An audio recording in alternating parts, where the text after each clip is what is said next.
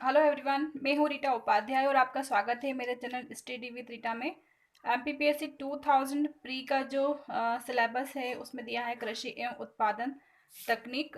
तो उसमें आज हम कुछ आधुनिक तकनीकों के बारे में पढ़ेंगे पहले, और उसके बाद में फिर आपको परंपरागत तकनीक के बारे में बताऊंगी। तो पहला हमारा आधुनिक तकनीक के अंदर आता है ज़ीरो बजट फार्मिंग, जिसे कहते हैं प्राकृतिक खेती।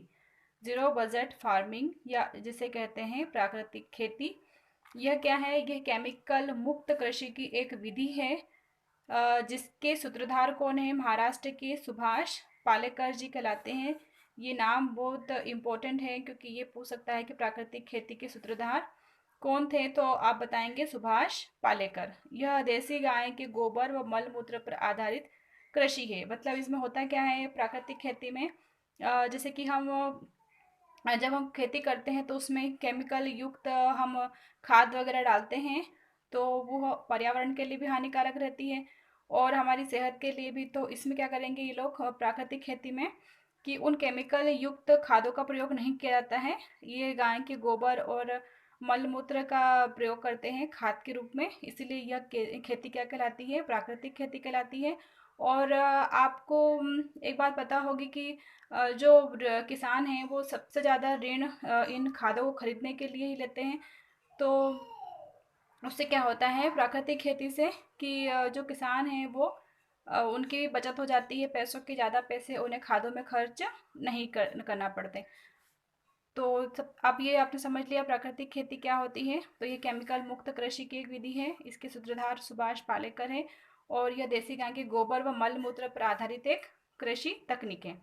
अब इसके लाभ देख लेते हैं कि लाभ कौन कौन से हैं। तो पहला लाभ है इसका ग्लोबल वार्मिंग तथा वायुमंडल में आने वाले बदलाव का मुकाबला करने में यह तकनीक क्या है? सक्षम है।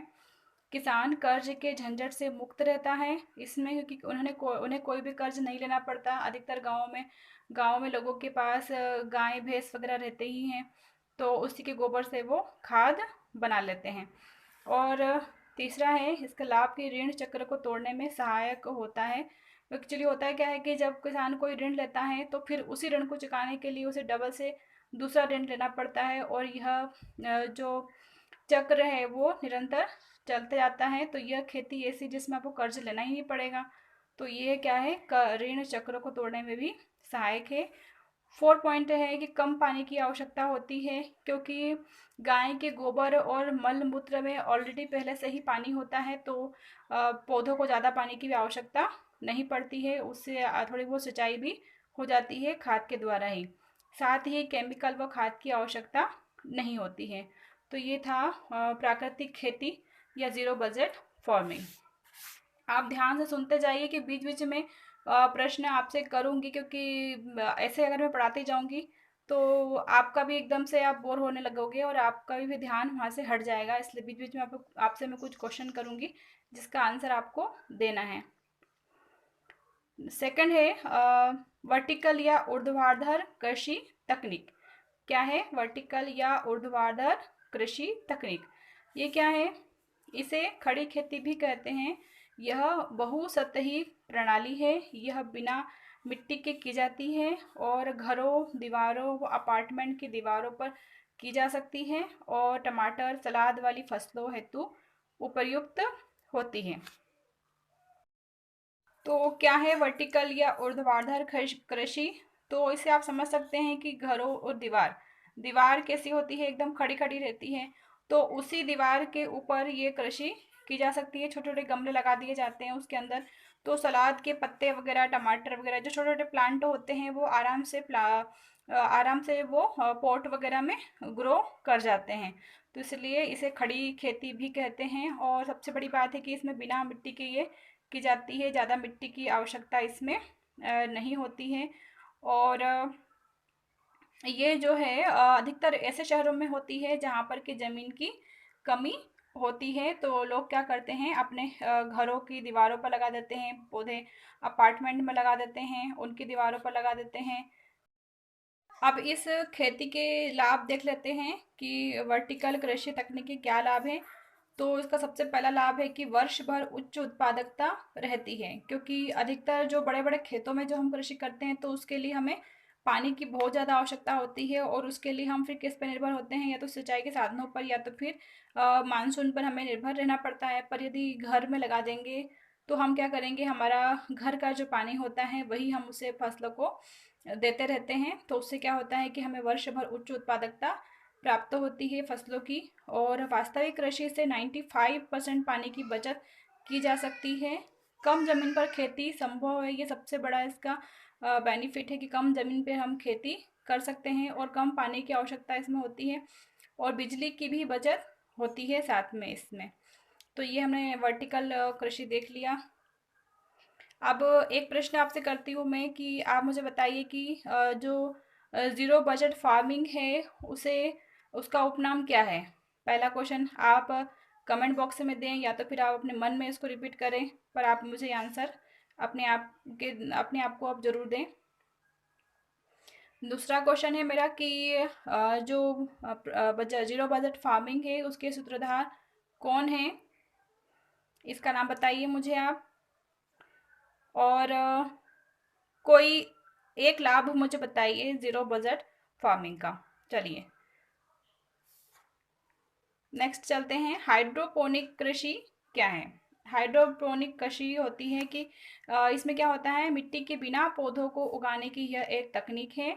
इसमें क्या होता है, ये भी मिट्टी के बिना ही पौधों को उगाया जाता है। जैसे कि हम वर्टिकल कृषि में देखते हैं कि उसमें भी मिट्टी की आवश्यकता हमें नहीं पड़ती है। तो उसी प्रकार से हाइड्रोपोनिक्स भी क्या है, मिट्टी के बिना ही पौधों को उगाने की एक तकनीक है। इसमें पानी में ही पोषक तत्वों को मिला दिया जाता है और गैर कृषि योग्य भूमि हेतु यह तकनीक लाभप्रद है। क्या होता है कि जो पोषक तत्व पौधों को मिट्टी से मिलते हैं, तो इस तकनीक में क्या करते हैं वो लोग हाइड्रोपोनिक्स में कि जो पानी होता है जिसमें पौधे उगाए जा रहे हैं, उसी पानी में सारे पोषक तत्व मिला दिए जाते हैं, जिससे कि पोषक तत्वों की पूर्ति जो मिट्टी से होती थी वो पानी के थ्रू हो जाती है। और क्या है कि गैर कृषि योग्य भूमि हेतु यह तकनीक लाभप्रद है। जैसे कि जो बंजर भूमि होती है जहाँ पर जिसकी उर्वरकता कम होती है, जो अच्छी से फसलों को उगाने में सक्षम नहीं होती है जो मिट्टी, तो ऐसे स्थानों पर हाइड्रोपोनिक कृषि का यूज़ किया जा सकता है। तो क्या है हाइड्रोपोनिक कृषि? तो स्पेशली हाइड्रोपोनिक जो कृषि है वह पानी में ही की जाती है और पानी में पोषक तत्वों को मिला दिया जाता है। ये बिना मिट्टी के पौधे इसमें उगते हैं और ये बंजर भूमि है तो यह तकनीक लाभप्रद है। अब इस हाइड्रोपोनिक टेक्निक जो है उसके लाभ देख लेते हैं कि उसके क्या क्या लाभ हैं। तो मिट्टी आधारित कृषि की तुलना में अधिक पैदावार देने की क्षमता होती है। क्या है पहला लाभ? मिट्टी आधारित कृषि की तुलना में अधिक पैदावार देने की क्षमता है। बंजर भूमि में उत्पादन संभव है। बड़े पैमाने पर कीटनाशक का उपयोग कम करने तथा हवा, पानी, मिट्टी और खाद्य सामग्री को स्वच्छ बनाने में भी यह क्या होती है, यह तकनीक सहायक होती है। एक आपने सोचा कि यह कृषि और जो तकनीक है उत्पादन तकनीक, ये टॉपिक आपको एमपीपीएससी में क्यों रखा गया है? वो इसलिए रखा गया है ताकि आप अत्याधुनिक तकनीकों से परिचित हो सकें, ऐसी तकनीक से आप परिचित हो सकें जो कि कम बजट में हमें ज़्यादा उत्पादन दे सकती हैं और जो हमारे पर्यावरण को भी कम नुकसान पहुंचाए। क्योंकि हमारा जो मध्य प्रदेश है वो क्या है, एक कृषि प्रधान राज्य है। इसीलिए आपको कृषि और अत्याधुनिक जो उत्पादन तकनीक है उनकी जानकारी होनी चाहिए, इसीलिए ये टॉपिक इसमें रखा गया है। नेक्स्ट है एक्वापोनिक तकनीक। अब हाइड्रोपोनिक्स पढ़ लिया, अब हम पढ़ेंगे एक्वापोनिक तकनीक क्या होती है। तो इसे देखते हैं इसमें क्या दिया गया है। तो यह भी बिना मिट्टी कृषि करने की एक तकनीक है। इसमें मछली और सब्जियों दोनों को क्या करते हैं, साथ साथ उगाया जाता है और वृद्धि कराया जाता है। यह एक इंडोर कृषि है और यह एक लचीली कृषि प्रणाली है। यह जलीय कृषि को हाइड्रोपोनिक्स कृषि से जोड़ती है। तो जलीय कृषि क्या होती है? जलीय कृषि मन से मतलब जो मछली हो गई, झींगा मछली हो गई, केकड़े हो गए, तो इनको जो इनका जो पालन किया जाता है उसे क्या दिया गया है, कृषि का दर्जा प्रदान किया गया है। तो वह क्या कहता है, मत्स्य पालन मीन्स जलीय कृषि कहलाता है। तो जलीय कृषि को किससे जोड़ रही है? हाइड्रोपोनिक्स कृषि से जोड़ती है। हाइड्रोपोनिक्स कृषि में क्या हुआ था कि उसमें हमने बिना मिट्टी के पौधों को किस में उगाया था, पानी के अंदर उगाया था, और सारे पोषक तत्व किस में मिला दिए थे, हमने पानी के अंदर ही मिला दिए थे। तो इन दोनों को आपस में ज्वाइन करती है कौन सी कृषि तकनीक, एक्वापोनिक्स कृषि तकनीक। और यह बिना मिट्टी के ये भी उगेगी क्योंकि यह पानी जलीय कृषि को जोड़ रही है हाइड्रोपोनिक्स से, तो इसमें मिट्टी का कोई काम नहीं है।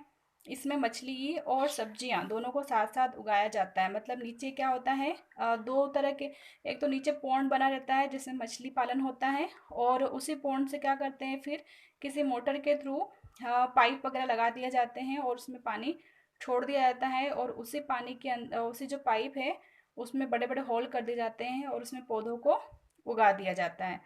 तो ये दोनों साथ साथ हो गई, मछली नीचे मछली पालन हो रहा है और ऊपर क्या हो रही है, सब्जियां उगती हैं।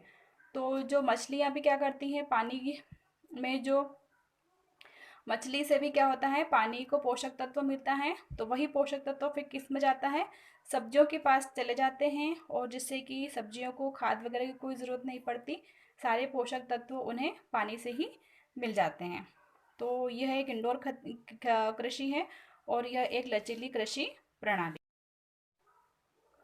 इसमें मछलियों वाला पोषक तत्व युक्त पानी पौधों के लिए प्राकृतिक उर्वरक का काम करता है। वही पौधे जो हैं मछलियों हेतु पानी को शुद्ध कर देते हैं। मतलब ये एक तरह से सहजीविता का भी उदाहरण प्रस्तुत करते हैं।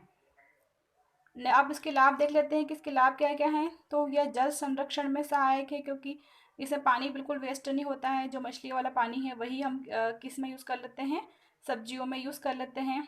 तो जल संरक्षण में ये सहायक होता है। कीटनाशक व रासायनिक उर्वरक से मुक्त कृषि विधि है ये, क्योंकि इसमें आपने देखा कि किसी भी हमने रासायनिक खाद का उपयोग नहीं करा है। इसमें जो मछली वाला पानी था वही क्या कर रहा था, सब्जियों के लिए रासायनिक खाद का कार्य कर रहा है। और इंडोर कृषि होने के कारण कहीं भी की जा सकती है, आप किसी भी स्थान से इसको कर सकते हैं, और ताज़ा स्थानीय भोजन प्राप्त करने में सक्षम है क्योंकि जो मछली वगैरह हैं ये ताज़ी ताज़ी ही लोग यूज़ करते हैं, और सब्जियां भी इसमें आपको ताज़ी मिल जाती हैं। तो ताज़ा स्थानीय भोजन प्राप्त करने में सक्षम है और पर्यावरण के भी अनुकूल है। इसके बहुत सारे लाभ हैं। यह तकनीक नई और सुरक्षित तकनीक है, कुशल, टिकाऊ, अत्यधिक उत्पादक कृषि तकनीक है। हार्मोन एवं एंटीबायोटिक्स दवाओं के बिना मछलियों का विकास इसमें होता है। प्रोटीन एवं सब्जी दोनों के उत्पादन को बढ़ावा मिलता है। तो ये था एक्वापोनिक्स कृषि तकनीक। अब मैं आपसे कुछ दो क्वेश्चन करती हूँ कि जिसमें वो तकनीक का नाम बताइए जिसमें दीवारों पर और अपार्टमेंट की दीवारों पर, घरों की दीवारों पर हम सब्जियों को उगाते हैं, तो उस कृषि का नाम क्या है। और दूसरा, आप उस तकनीक का नाम बताइए जो कि बंजर भूमि हेतु उपयुक्त होती है। तो ये दो क्वेश्चन के आप आंसर दीजिए। अब नेक्स्ट चलते हैं एरोपोनिक्स टेक्निक। एरोपोनिक्स टेक्निक्स में क्या होता है कि इसमें बिना मिट्टी के हवा में पौधों को उगाया जाता है ना। एरोपोनिक्स मतलब यहाँ से आप देख लेंगे एयर, क्या है ये, एयर है ना। तो एरोपोनिक्स मतलब हवा में उगाने की तकनीक। तो इसमें बिना मिट्टी के हवा में पौधों को उगाया जाता है। इस तकनीक का उपयोग सबसे ज़्यादा किसके लिए किया जाता है, तो आलू की कृषि के लिए सबसे ज़्यादा यह तकनीक यूज़ की जा रही है। अब ये सारी हो गई कौन कौन सी, एक तो zero budget farming, aquaponics, hydroponics और एरोपोनिक्स। ये क्या है, अत्याधुनिक कृषि तकनीक है। और अब हम पढ़ते हैं कुछ परंपरागत कृषि तकनीकों के बारे में। आपने अत्याधुनिक तकनीक में एक बात देखी कि सारे जो कृषि तकनीक थी ये वो बिना मिट्टी के यूज़ हो रही है। मतलब उसमें मिट्टी का अब कोई काम ही नहीं है आगे जाके, शायद पानी से ही हम पौधे उगाना शुरू कर देंगे। तो ये एक खास बात है अत्याधुनिक तकनीकों में। और दूसरा है या परंपरागत कृषि उत्पादन तकनीक क्या है जो हमारे भारत में यूज़ हो रही है, तो वो है परती भूमि छोड़ना। सबसे पहला है परती भूमि छोड़ना। इसमें क्या होता है, इसमें भूमि की उर्वरता बढ़ाने हेतु प्रयोग की जाती है। यह प्रतिभूमि जो तकनीक है भूमि की उर्वरता को बढ़ाने में प्रयोग की जाती है। कम उर्वरक या हल्की मिट्टी के जो खेत होते हैं उनमें 7 वर्षों तक प्रति छोड़ दिए जाते हैं, और उर्वरक भूमि वाले जो खेत होते हैं उन्हें 3 से 4 साल के लिए खाली ऐसे ही छोड़ दिया जाता है ताकि मिट्टी फिर से क्या हो जाए, पोषक तत्व ग्रहण कर सकें। दूसरी परंपरागत विधि में आती है चक्रीय फसल विधि। इसमें क्या होता है, इसमें विभिन्न फसलें चक्रीय रूप में लगाई जाती है। सामान्यतः फली वाले पौधे पहले लगाए जाते हैं और उसके बाद वाली पारी में क्या लगाया जाता है, कपास हो गया, अन्य फसलें फली वालों के बाद में उगाई जाती हैं, जैसे कपास हो गया, तंबाकू हो गया। तो ये सारी चीज़ें हम फिर फली वाले पौधों के बाद लगाएंगे। जो फली वाले पौधे होते हैं वो क्या करते हैं, नाइट्रोजन स्थिरीकरण करते हैं, जिससे कि मिट्टी में क्या हो जाती है, पोषक तत्व आ जाते हैं। और उसके बाद हम दूसरी फसल उगाते हैं तो उससे फिर क्या होता है, उत्पादकता अच्छी हमें मिलती है। चक्रीय कृषि से भूमि में उर्वरकता बनी रहती है। अब नेक्स्ट है मिश्रित कृषि। दो तीन प्रकार की कृषि फसलों को सॉरी दो तीन प्रकार की फसलों को एक साथ लगाना क्या कहलाता है, मिश्रित कृषि कहलाता है। और कभी कभी क्या होता है, इसमें कृषि के साथ साथ हम पशुपालन भी शामिल कर लेते हैं। इससे भूमि की उर्वरता बनी रहती है, वो उत्पादन भी अधिक होती है। द्विफसली कृषि, एक वर्ष में दो फसलों का उत्पादन इसमें किया जाता है। उपयुक्त सिंचाई व अच्छी वर्षा वाले क्षेत्रों हेतु उपयुक्त होती है द्विफसली कृषि, और इसका उद्देश्य होता है मिट्टी की उर्वरता बनाए रखना। ये इसका उद्देश्य होता है। बहुफसली कृषि क्या है, तो इसमें एक वर्ष में 3 से 4 फसलों को उगाया जाता है। इसमें कम समय में तैयार होने वाली फसलों को शामिल किया जाता है, जिनका कार्यकाल कितना होता है, 3 से 4 महीने में, जो मतलब हमें उत्पादन दे देती है। ऐसी फसलों को हम उगा सकते हैं और 3 से 4 प्रकार की फसलें एक साल में उगा लेते हैं इसमें।